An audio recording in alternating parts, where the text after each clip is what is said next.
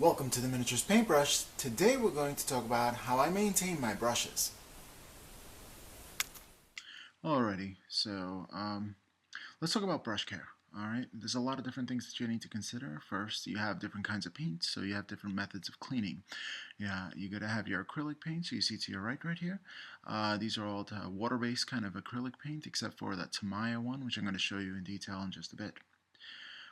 So you may want to consider certain things, different kinds of paint when cleaning, that's the first thing, and how to clean your brush thoroughly. Here I have a mug of Joe in the back. You see that? That's not Joe, actually. That's just water. Yeah, water is really important to clean out your brushes, especially when you have water-based paints. And there is that Tamiya one that I was talking about. It's really important to know what to use with that. Now, I wouldn't use my fine detail brushes with the Tamiya paint. I would use some disposable brushes, but you use this thinner that comes with it. Yeah, stay away from your fine sables or your expensive brushes to do that with, because then you'll wind up in a whole lot of trouble and really quickly.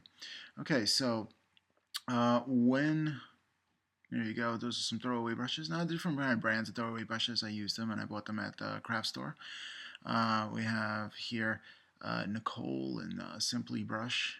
I think that is Simply Simon's. Okay, and I got them at various stores. I think it's Hobby Lobby and AC Moore, respectively. So, again, you use that thinner for that.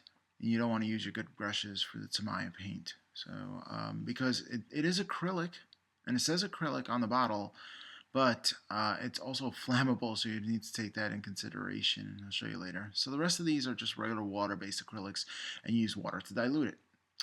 Okay, really important. So another thing you can use is isopropyl alcohol. I use 91% or as pure as possible when cleaning out your brushes as well. Again, don't use your fine brushes here to clean that out, because you do have that, like I said, acrylic paint, but it is also flammable. So that's an interesting property there, not your regular acrylic paints. I do like using Tamiya stuff, especially the clear stuff. It's like that Blood for the Blood God from the Citadel, but it's the original Blood for the Blood God. And I've been using it since I was, well, as soon as it came out, pretty much, for model cars and brake lights. All right, so one of the things you need to do, and see that I'm doing that little motion there, you got to do that frequently, especially when any paint gets close to the ferrule, and that's the tip of the brush. You're going to wipe it on something. I use a just regular napkin to do that with, and you want to keep that point. Now that's the ferrule right there, and you want to keep stuff out of the ferrule. You don't want anything drying in that ferrule. It's really important that you don't do that, because it'll split open once it dries, and you don't want that. And especially if you spend a lot of money on a brush, there's no way that you're going to want that. So avoid paint from going there at all cost. At all costs, do not let paint go in there or dry there. So frequently going into the water is really important. And let's talk a little bit about oil paints now. I have different ranges of oil paints, and I use it. I just learned the technique through Vince Venturola's website. How to blend with oil paints for flat surfaces, and I thought that was really cool because drying time is really long on oil paints, so you have more time to wet blend on the actual item, so you can play around with that. So what if you're going to use oil paints, I use odorless mineral spirits. There are other kind of things you can use, but I stick to that. And if you're going to use oil paints, use a dedicated brush to do so. And you see on the tray there, I have two separate dedicated brushes for that.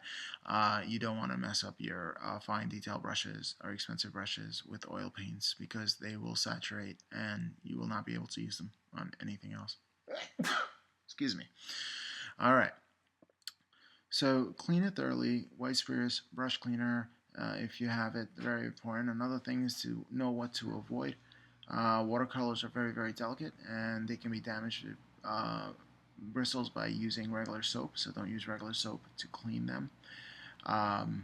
You do want to use brush cleaner, so after you finish using your paint, this has saved me. Really, it has, because it maintains and keeps the point of your brush, and that is the biggest thing you need to do at the end. So know how to clean it thoroughly, maintain the brush point tip. You make sure you use the right items. Do not use regular soap because that'll just take all the natural oils from your brush.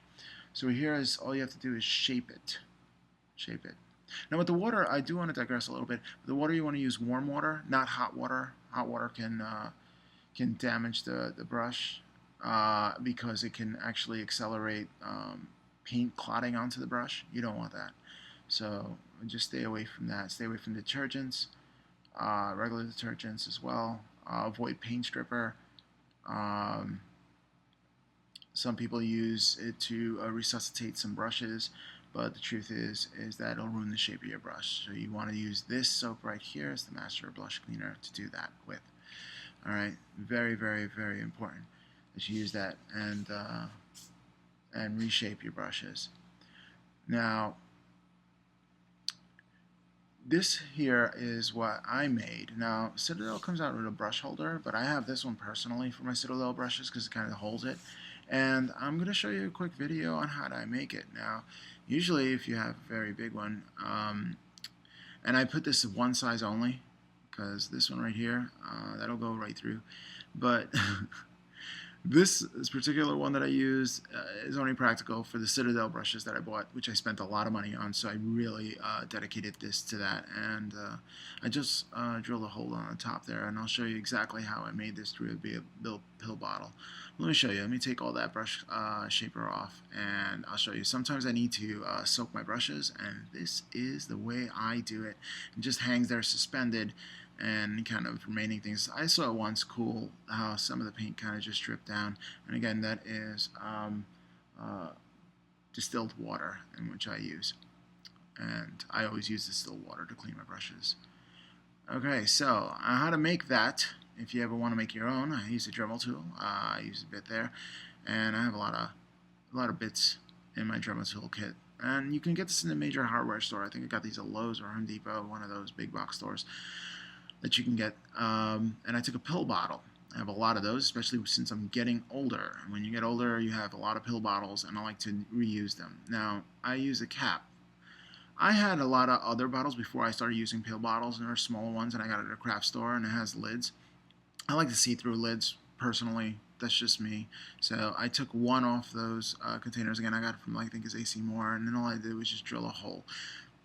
Now, this bit isn't the exact size of the hole that you want to use, so what I did was went around the edges and just like widen it up.